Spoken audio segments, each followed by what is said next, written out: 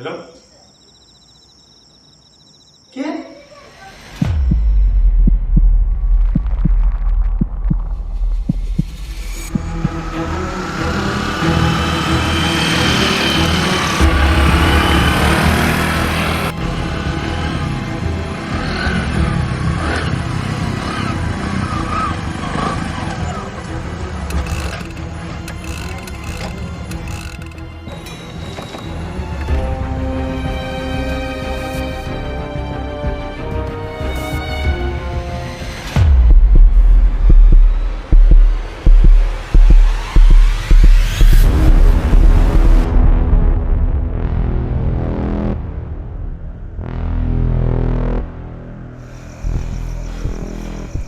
चेतन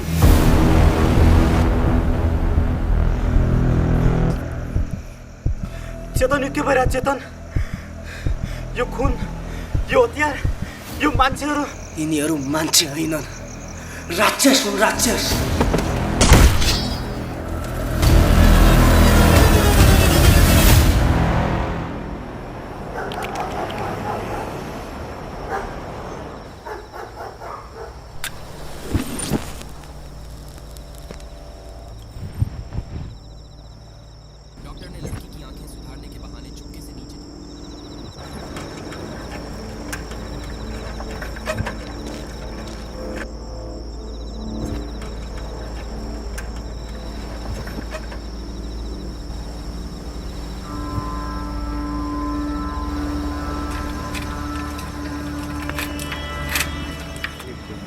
भाइ म त्यो बहिनीलाई हेर्छु है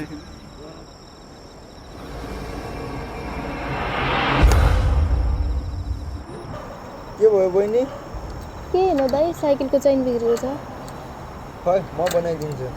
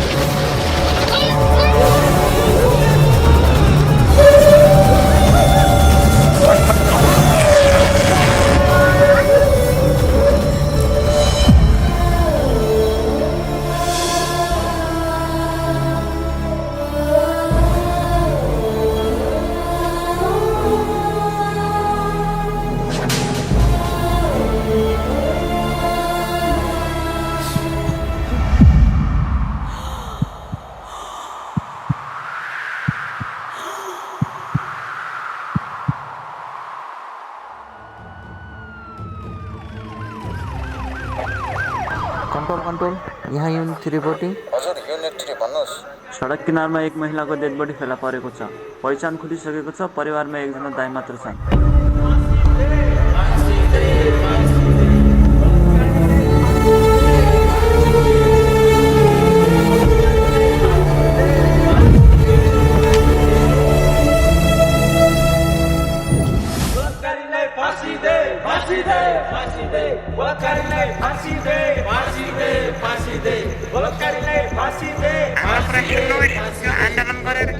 नेताजी बाहिर त आन्दोलन चर्किरहेछ त के गर्ने होला अब गर्नु देऊ न यार 2-3 दिनको कुरा हो त्यसपछि त गइहाल्छ नि त पार्टी हाम्रै हो सरकार हाम्रै हो किन डराउँछौ के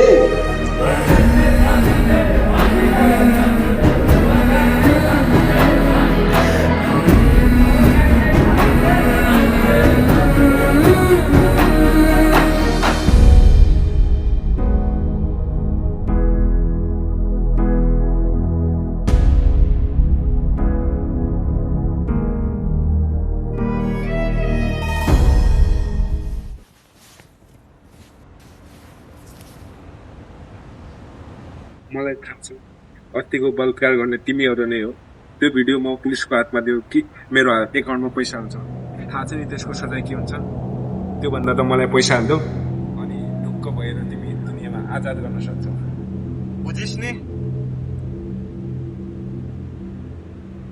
दाइ लाइटर छ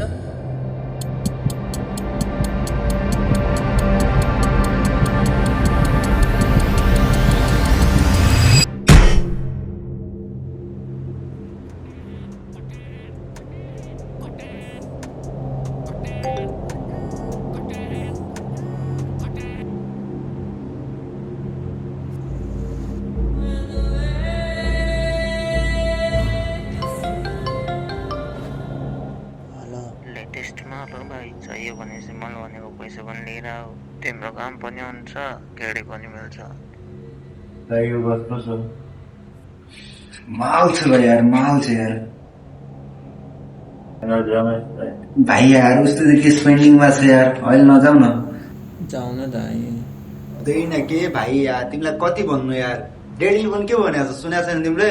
जबसम्म केस पेन्डिङमा छ नि, केस छ नि, तबसम्म चाहिँ हामीले बाहिर निस्किनु हुन्न के भाइ यार। जाऊ न दाइ, आधा घन्टाको काम त हो नि। त्यहाँ हामीलाई धोकाउने केटाको पनि व्यवस्था गरौँ, त्यो केटीको पनि गरौँ।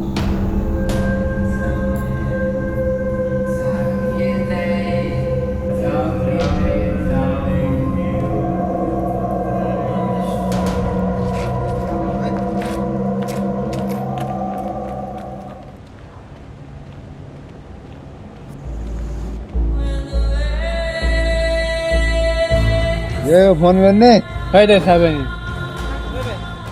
एक्लै हो।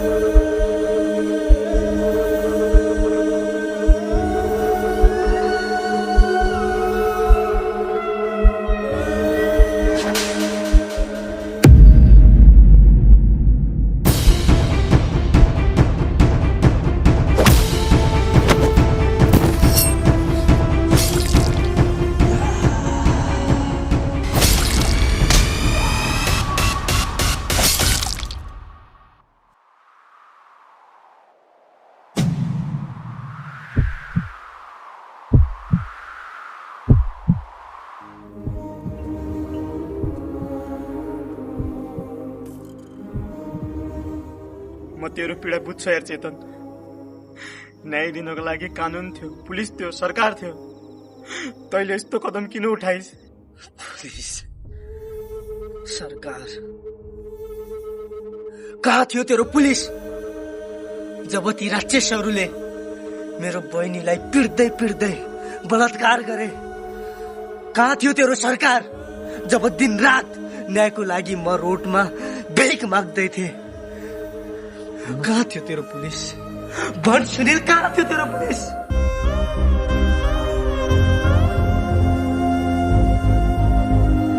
चेतन, नेताको पावरले सबै केस दबाइयो। सीसीटीभी भएको ठाउँमा पनि सबै प्रमाण लुकाइयो। के गर्यो तेरो पुलिस र सरकारले? चेतन, मलाई डर लागिरहेछ यार त यहाँबाट। म जाँदैन यार, मैले कानुन हातमा लिएको छु, तर अब कानुनबाट भाग्ने छैन। कानुनले मलाई जे सजाय दिन्छ म स्वीकार्न तयार छु। त पागल भए चेतन, हिँड भने नि यहाँबाट।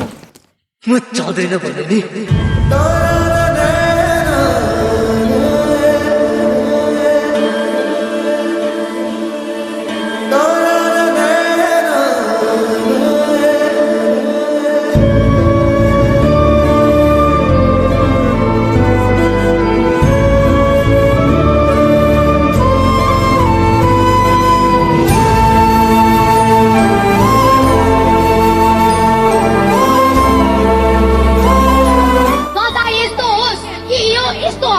भन्दा अगाडि सबैको रुख आपत्ति यो सम्झोस् कि इनिसाको केसमा के भएको थियो।